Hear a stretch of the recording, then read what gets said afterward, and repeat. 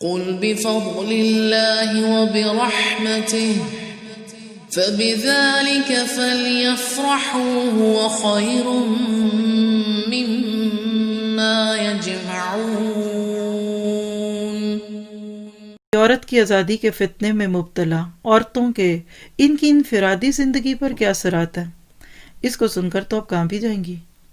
پہلی بات ہے کہ پردے اور حجاب کی پابندی نہیں کرتی۔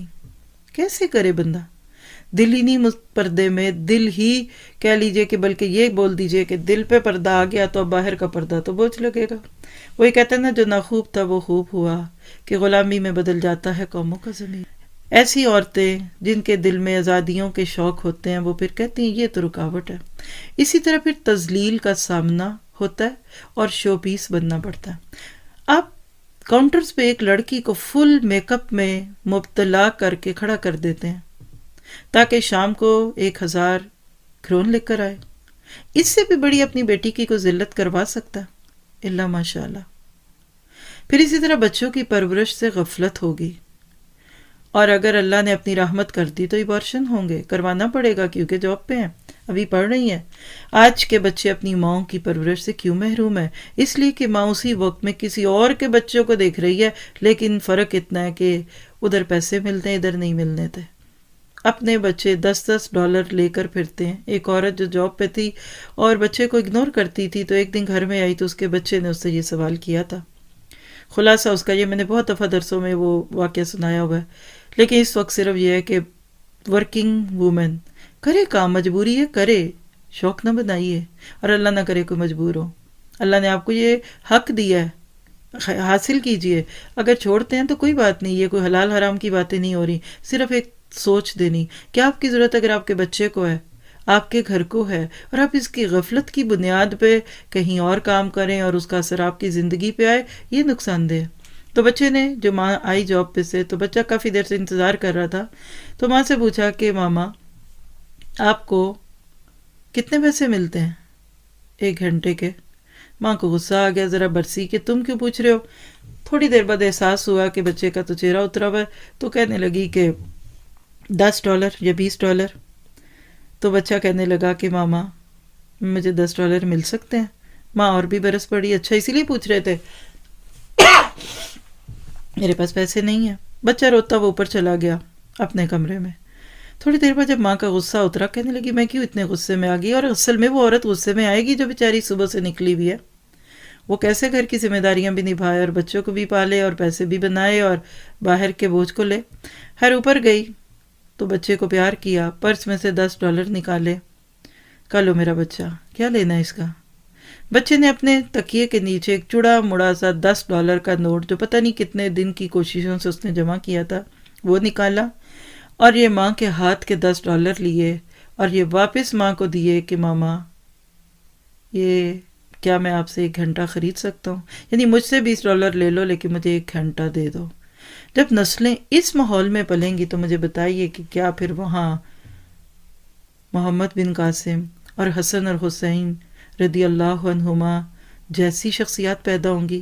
تو آج عورت نے آزادی مانگی تو ماں بننے سے آزادی مانگیں گی اور بچوں کی صحیح پرورش سے آزادی مانگی۔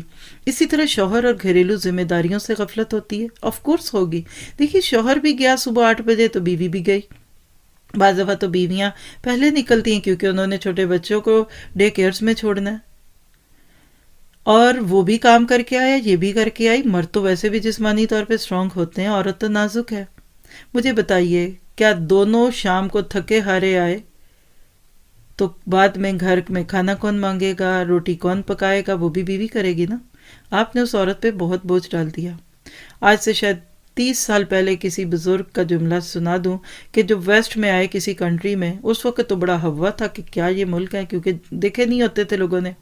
تو انہوں نے جا کر جو جملہ بولا، انہوں نے کہا ویسٹ میں نے عورت کو بڑا مظلوم دیکھا ہے، اور وہ پیچھے بات یہی تھی۔ ہم اس کو آزادی کہتے ہیں؟ مجھے آزاد کرو، مجھے گاڑی چاہیے، مجھے سیل فون چاہیے۔ جنہوں نے بیٹیوں کو اس طرح پالا آج وہ دکھی ہیں اللہ کی پناہ میں۔ پھر اس کے بعد حقوق اللہ میں کمی ہوتی ہے، مقصد حیات سے دوری ہوتی ہے۔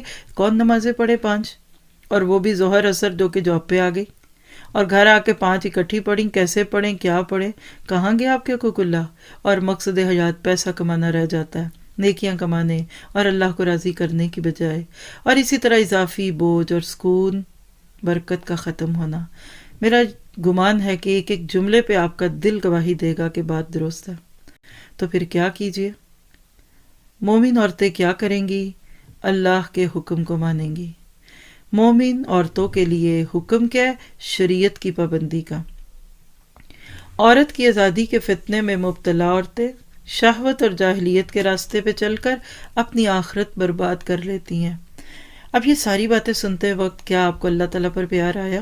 مجھے تو اتنا پیار آ رہا ہے کہ ٹوٹ کے جس کو کہتے ہیں پیار آنا، کہ اتنی سہولتیں تو ماں باپ بھی نہیں دے سکتے بیٹی کو، شوہر بیچارے بھی اتنا کچھ افورڈ نہیں کر سکتے جتنا اللہ تعالیٰ ایک عورت کی کے بارے میں کہتے ہیں۔